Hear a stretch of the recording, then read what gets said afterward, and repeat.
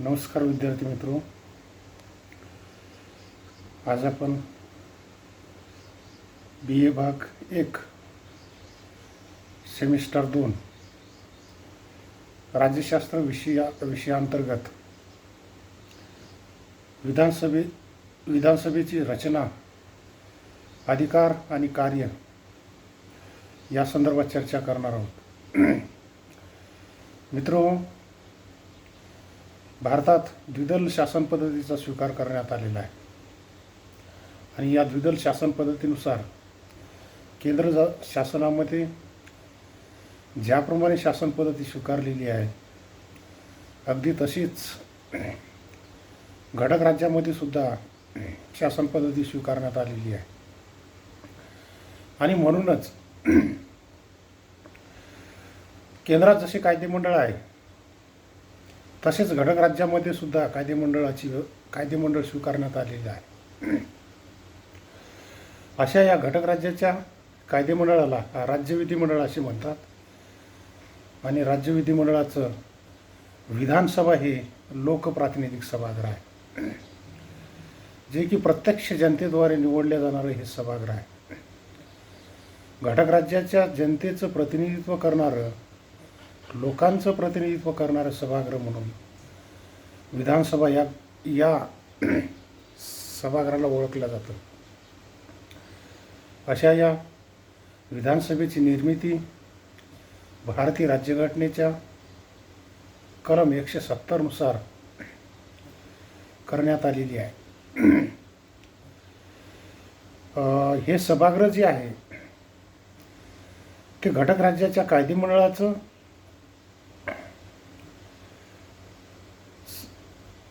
कनिष्ठ व प्रथम सभागृह म्हणून ओळखलं जातं.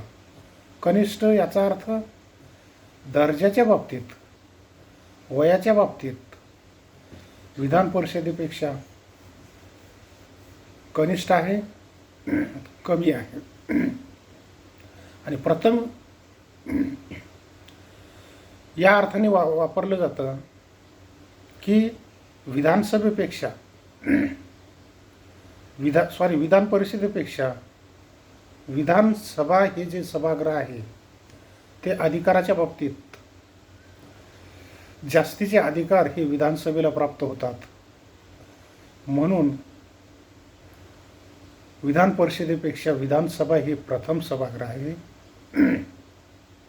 त्यामानाने विधान परिषदेला फारसे अधिकार प्राप्त होत नाहीत. अशा या विधानसभेची रचना स्पष्ट करत असताना आपणाला काही घटक विचारात घेता येतील. या रचनेमधला पहिला जो घटक आहे तो घटक म्हणजे सदस्य संख्या. सदस्य संख्येच्या बाबतीत विधानसभेसंदर्भात चर्चा करत असताना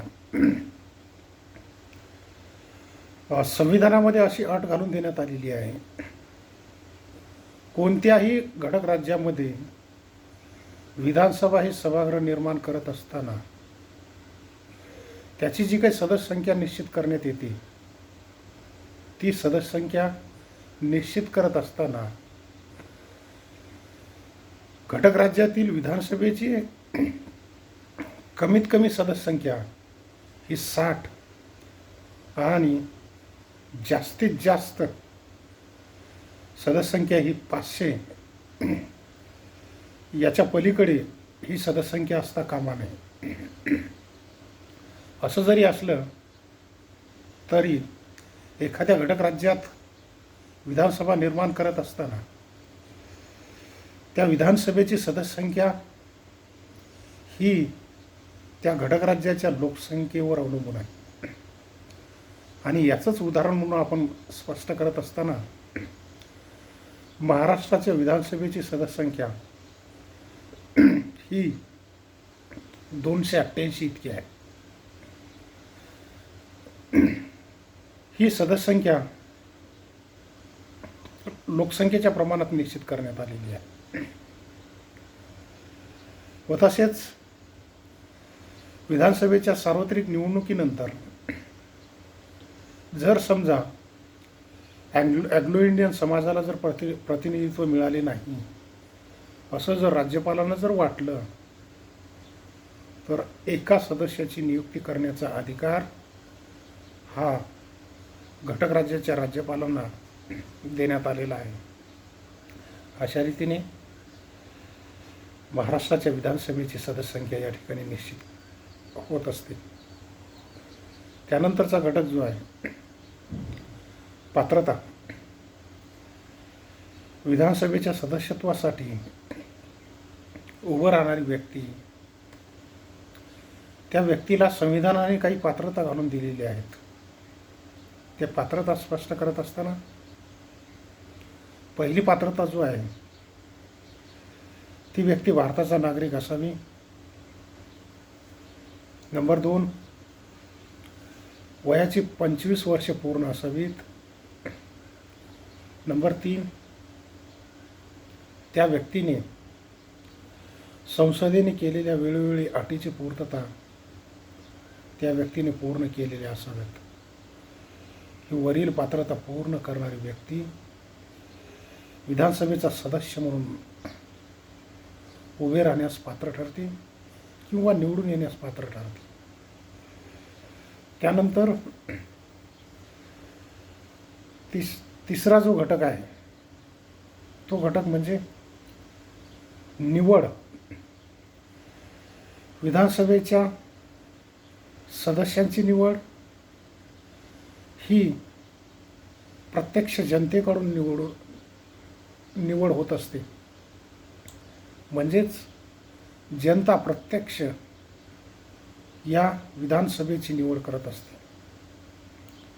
भारतात लोकशाही शासन पद्धती असल्यामुळं ही लोकशाही शासन पद्धतीचं द्योतक म्हणून खऱ्या अर्थाने विधानसभा हे लोकशाहीचं प्रतीक म्हणून ओळखले जाते. प्रत्यक्ष जनतेद्वारे निवडलं जाणारं सभागृह आणि लोकांचं प्रतिनिधित्व करणारं सभागृह म्हणून या विधानसभेकडे आपण पाहतो. म्हणूनच हे सभागृह प्रत्यक्ष जनतेद्वारे निवडलं जातं. जनता प्रत्यक्ष या सभागृहाच्या सदस्यांना मतदान करून साध्या बहुमताच्या आधारे त्यांची निवड करत असते. त्याच्यानंतर कार्यकालाच्या संदर्भात विचार करत असताना विधानसभेचा कार्यकाल हा सामान्यतः 5 वर्षाचा आहे. विधानसभा एकदा निवडल्यानंतर ती 5 वर्षापर्यंत अधिकार पदावर राहते. परंतु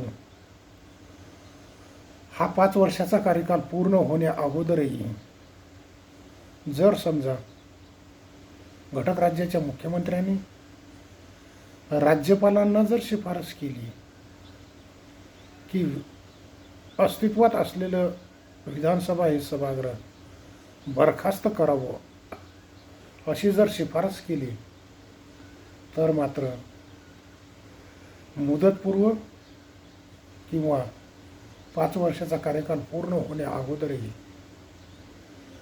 विधानसभा ही सभागृह राज्यपाल बरखास्त करू शकतात. असं कार्यकालाच्या संदर्भात आपल्याला स्पष्ट करता येतं.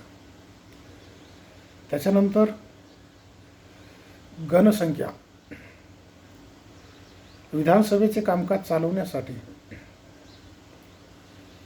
सभागृहामध्ये आवश्यक असलेल्या सदस्यांच्या उपस्थितीस गणसंख्या असे म्हणतात. गणसंख्या याचा अर्थ असा की एखाद्या सभागृहाचं कामकाज चालवायचं आहे. ते कामकाज चालवत असताना त्या सभागृहामध्ये काही निश्चित सदस्य उपस्थित असणं अत्यंत महत्त्वाचं आहे. त्यालाच गणसंख्या असे आपण म्हणतो. आणि ही गणसंख्या असल्याशिवाय किंवा कोरम पूर्ण असल्याशिवाय सभागृहाचं कामकाज या ठिकाणी चालवलं जात नाही. विधानसभेची घनसंख्या स्पष्ट करत असताना आपल्याला असं म्हणता येतं की एकूण सदस्य संख्येच्या 1/10 इतकी घनसंख्या या ठिकाणी निश्चित करण्यात आलेली आहे.